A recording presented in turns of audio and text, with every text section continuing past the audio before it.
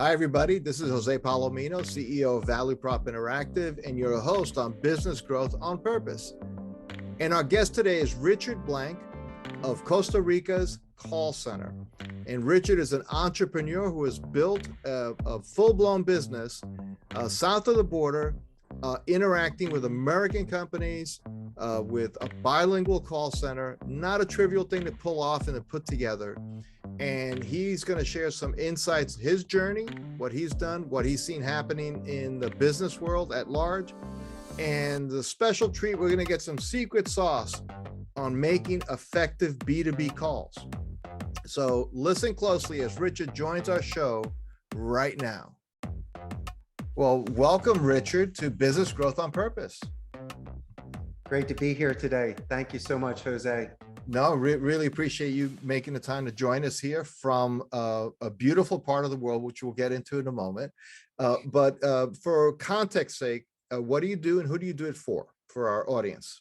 I am the CEO of Costa Rica's call center. We're a dedicated bilingual call center in Central America that deals with both inbound and outbound support.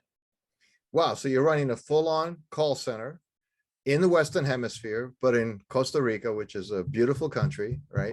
And so that begs the question. I just got to ask: how'd you end up? And where are you from originally? And how'd you end up in Costa Rica setting up a call center? Well, I know that you're very familiar with this. I grew up in Northeast Philadelphia, and I graduated the proud Abington High School back in 1991. I doubled down on my favorite class, which was Spanish. So I went to warmer climate to the University of Arizona and was a Spanish communication major. Post-grad, when I was 27 years old in August of 2000, a very good friend of mine asked if I'd like to come to Costa Rica for a couple months to teach English at his center. Well, 2 months turned into 4 years of working with my friend's center. And in my mid-30s, I started my own call center, and we've been in our 14th year. I currently have 150 full-time agents, and I'm sitting in my own building that can house 300 agents. So it's been a really, really good run about doubling down on my languages, believing in myself. And since I started working at my friend's center, I got to see it not as a C-level executive, but from the inside out. So those 4 years I was with the proletariat, thousands of agents. And I could see ways to enhance the experience for the agent and for the client, and then decided to throw my hat in the ring. Well, what I love about that is you were doing the doing, and the way you just described it, you saw better ways. And it was interesting, not just for the customer, but also for the people who had to do the doing. Of course. And so what are some of the things, and this, I'm not viewing this to be critical of your friend's business, but just things that you saw as, wow, we should do this, or it'd be great if somebody did this. What were some of those changes? Just, one or two to give us kind of a sense of the kinds of things you observed as still a young professional figuring out what might be different. Sure. My friend did an excellent job, but whatever profession you're at, an environment, sometimes it lacks empathy. And what I wanted to make sure, especially in this call center industry where there's turnover and burnout, that people are not treated like a robot, they're not expendable, and they're not just a number. And so as long as you know somebody's name, put them on a level playing field and prepare them and treat them with some dignity, there's no reason why your attrition could be reduced and you could get the best out of people. And so I just saw, from being a Philly boy, just to roll up my sleeves, know people's name, walk the rows with them, train them. I have a gamification culture, so I like to play pinball and Pac-Man with my agents. And so maybe I just did it the old school way. Okay. Just by knowing your name and treating it with that sort of respect.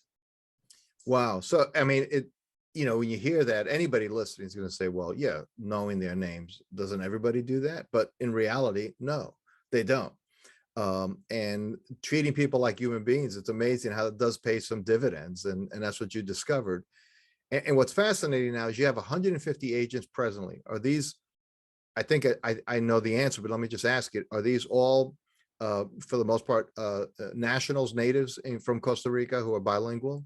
It's a wonderful question. I do follow all Costa Rican labor laws. So everybody here has to have their legal paperwork to work here if they are an expat or somebody with dual citizenship. And so everybody here is Costa Rican or has at least lived in the United States for a period of time with their citizenship. And so they're very attuned to the North American market. But we were mentioning earlier, not just knowing somebody's name, and I'm not just going to call you champ. I'm going to let you know, Jose, that you got 14 last Wednesday on the phone and tell you that it was an amazing day. Or through our quality control, quality assurance department, I'm going to sit in with them, listen to one of your calls, and tell you why you were amazing when you pitched that client. So I'm not just giving you fake flattery. I will back it up to show that I invested in you. And that's the sort of thing to show that I'm a genuine boss. I'm the real deal. Wow. So, and what's interesting about that also suggests to me that you can be human and be performance oriented too. That's correct. So it's not either or. Well, it's also delegation. I want to make sure that people that work with me can find ways to be promoted.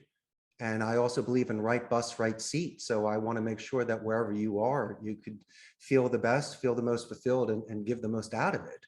And so I'm constantly looking to promote from within. I'll bring specialists for the IT department on the outside. I will never bring somebody in that is a supervisor because they could be bringing in bad habits. And also in regards to scalability, Jose, I got to make sure that I bring in some people that have never worked at a center before, so I could mold them. I can coach and guide them. It takes a couple minutes to show them the phone system and the CRM. That's a little bit.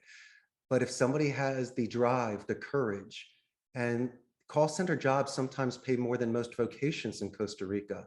So once again, these people are getting a return on investment in their second language.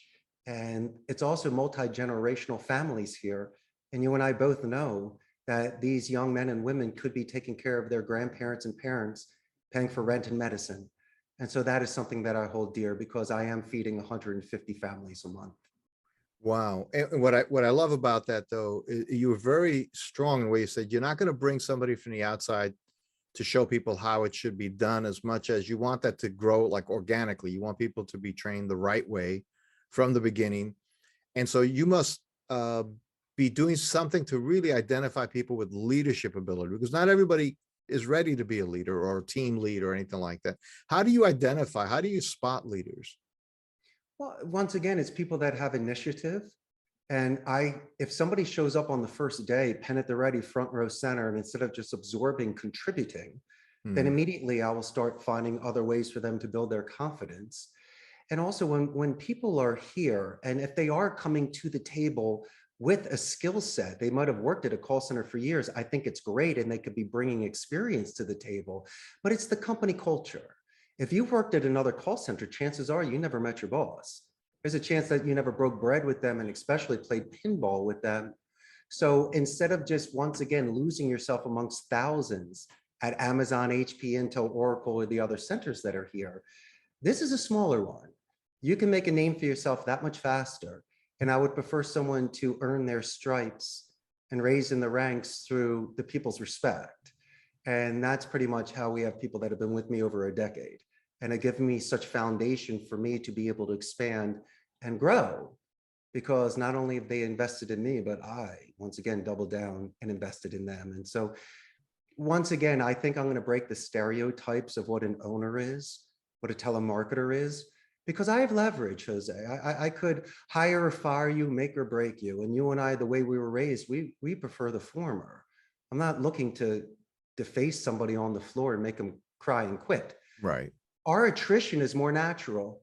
I'll lose someone because of a scheduling conflict for their college, a boyfriend or girlfriend works there, or it's closer to their home, but never are they going to say that Richard and Jose made them feel bad, didn't pay them, or did not then put them up to speed to be their best. And so I get disappointed more than I do angry. Someone could be with me for a while and just peace out and not give me a 2 weeks notice. People jump. So if you and I are going to start strong, Jose, I would expect us to end strong, just the business relationship, not the personal one. And so sometimes I would prefer that they could just look me in the eye and thank me for the run that we had. And those are some things that have been coming up. Right. Well, I mean, human nature is always going to be on a bell curve, right? There's going to be some people that just function a certain way and on either end. And it sounds like you've created an environment which you can, one is you can communicate what your culture is about. So that's going to attract certain people, and other people going to want no part of it. Some people want to be anonymous. There are people who prefer to be very anonymous, don't want to ever grow. They just want to do that, like punch in, punch out. And if you have an environment, if you create an environment which allows that people maybe some more spark to say, this is a place, maybe not day one, but eventually I can grow into that. And again, because it's smaller, it's not a team of 10,000 people or whatever a large call center would have. I think that's very exciting. Me So, too. that brings me to just a quick thought here, Richard, because you serve clients, I'm assuming from, all over, different kind of businesses and so on. Mhm. And we've been through a pretty tough, 2-3 year time period now in the world, right? Clearly the pandemic was a real thing. It affected people and so on. What lessons have you, as a business owner, taken from the last 2 years? Things that you're saying, wow, this could have been better, or this worked just as planned. What lessons, what insights might you be able to share from the last 2 years as a business owner? Wonderful. Well, adaptability, of course. The Costa Rican labor law said that we couldn't have more than 50% of the people on site. I chose to make it 20%, and the agents that were here were for PCI compliance, onboarding. Let's just say something happens in their home in regards to internet redundancy, electricity, or failing equipment.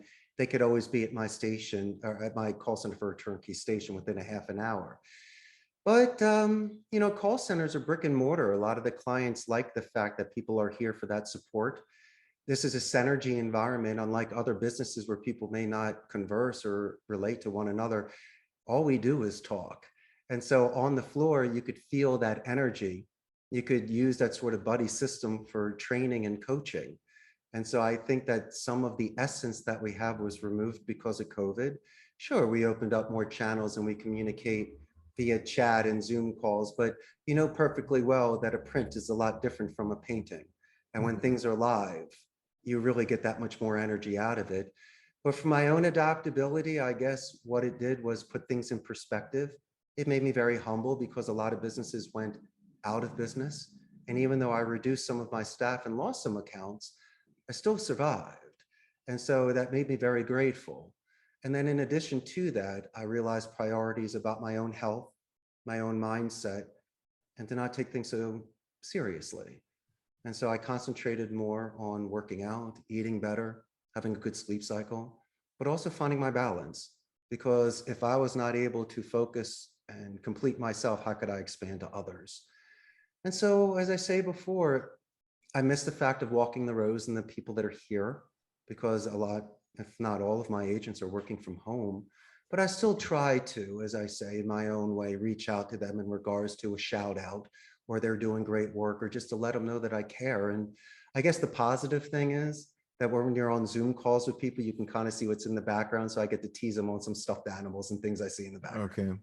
But that's kind of cool. But besides that, work from home and virtual is there. But before sending people home, I prefer that they at least come here to know our culture so I could work with them a little bit prior to sending them home. I just won't hire a virtual agent off the bat because it's someone that you don't even know. And I'd at least like for them to meet the executives here and to meet some other agents, and that would Gotcha. definitely assist in that. So it's kind of like you have to anchor them from the beginning to they're part of something. Of And course. if you do a straight, and I've talked to people who do straight remote hiring, like they're just from hello, 6 months later, they still never seen the person in person. And I think the technology allows you to do it, but there's a human factors, as you pointed out, the print is not the painting. I think that people are coming to realize that it's not the same. We probably don't need to be in the office 5 days a week all the time, but there has to be some person to person in the same physical space connection if you're going to build a team or a real corporate culture. Is that kind of what you've concluded? Besides just the culture, you need to be with me in regards to the intense soft skill advanced telemarketing trainings that we do. I'll do it remotely, whatever. But you know perfectly well that when you're in a classroom with me standing and pitching, using your illustrators, you're definitely going to be increasing your momentum and your skill set tenfold. And so I'm more than willing to, as I mentioned before, open the cage and let them fly free and work wherever they want. But there has to be that sort of, as you say, connection from the start. And if that happens, then I think we're going to get the best out of them. Wow. Well, one thing, and you mentioned it before, Richard, I'm really interested because again, I can't even imagine the number of calls in a given year your firm is responsible for. So Mhm. so I would say, some people, you say that person really knows this or that. You really know what it means to call somebody and connect with them. So what are some principles, maybe if you'd be kind enough to share with our listeners about an effective like B2B call? Because everybody has to make them. Not everybody's looking forward to it. Whether that's a cold call or a follow-up or something, but however you want to describe it. But what are some principles there to do that well? Jose is asking for my special sauce. Your And since we're special friends, sauce. of That's course I'm right. sharing it with you today. You got it. Follow me along here, my friends. I'm going to walk you through a very simple phone call. First and foremost, I believe that the average attention span is 30 seconds to 2 minutes. So let's use that as a base. Also, every conversation has an introduction, a body, and a conclusion. If you don't land the intro, your body and conclusion doesn't exist. So let's not even focus on that. I believe that if you're doing business to business outbound prospecting, the first thing you should do is a company name spike. A lot of people through hedging and just through laser rapport, they will just ask somebody how they're doing. I prefer, like for an example, business growth on purpose. How you doing today? So I'd be asking if someone answers the call, how your business is doing today. And I would say better than the individual that was answering the call. Hey, Jose, quick question. Do you have somebody that answers the call for you at your company? Anybody there that's a gatekeeper or a filter over there? Yes. And what is that individual's name? Catherine. Catherine, perfect. So I call business growth on purpose. How are you today? And Catherine says, oh, we're doing great. And then she'll say to me, what is your name? And that is our first buffer boomerang technique. Sometimes the tone might not be positive, but I'm sure Catherine's always positive. But someone might say, what is your name? So what I would do is I would buffer the negativity. I would use a name drop. Catherine, that's an excellent question. My name is Richard Blank. Buffer the tone, name drop. That's an excellent question. Repeat the question for active listening and send it back as a positive 2 or 3. So that's the first question. So Catherine likes me. I say Richard Blank, Costa Rica's call center. And then she says, okay, I'll transfer you over to Jose. But before she transfers the call, I'm going to let Catherine know, Catherine, you did a great job. And I'm going to let Jose know this. That's a positive escalation. Mm. Once the call gets transferred, you answer the call and say, hello, this is Jose. How may I help you? And I go, Jose, I just got to let you know, Catherine does an excellent job. I'm using my anonymity by once again giving a positive escalation. And you don't know who I am, but I'm giving you a gift of something. You're going to say, oh, she's amazing. Thank you so much. What is your name? Once again, a buffer boomerang. Jose, so glad you asked. My name is Richard Blank. So you like me. We're on a conversation. You ask me the second buffer boomerang question. Richard, what do you do? Jose, I'm so glad that you brought that up. This is what we do. And what the problem is with some people is they do desert pitching. They will talk for 5 minutes without any sort of oasis to drink and to rest. Okay. So if I'm naming you 4 things, I'm going to take your vertical and try to horizontal and try to put it into a vertical. I will mention the first thing that we do, and almost like a dessert tray, where I will wait for a positive or a negative reinforcement from you. So I will say A, B, C. Oh, you like C. So we take it from horizontal, go to vertical, and I start open-ended questioning, stacking you. So I'll be asking you questions for more of these explanations. And then I will be raking by saying, I'm sure you like at least one. So out of the whole list that I do, I'm sure that you like at least one of these things, and I will start concentrating on that. In the course of a call, since it's a brand new person, you're not really sure how they speak. So that's why 30 seconds to 2 minutes is perfect for micro expression reading. We do this physically. I can watch your body language and how you react. But over the phone, you're losing 3 of your senses, your taste, touch, and smell. You can expand your hearing, but also the seeing. People say you can't see your client. I say quite the contrary. You have metaphysics, you have image streaming, and there's nothing wrong with adjectives and additional descriptions because books are better than movies. And so what I'm doing is I'm speaking with you. But what I need to do is I need to keep my tone consistent of confident and empathy. That is a consistent variable.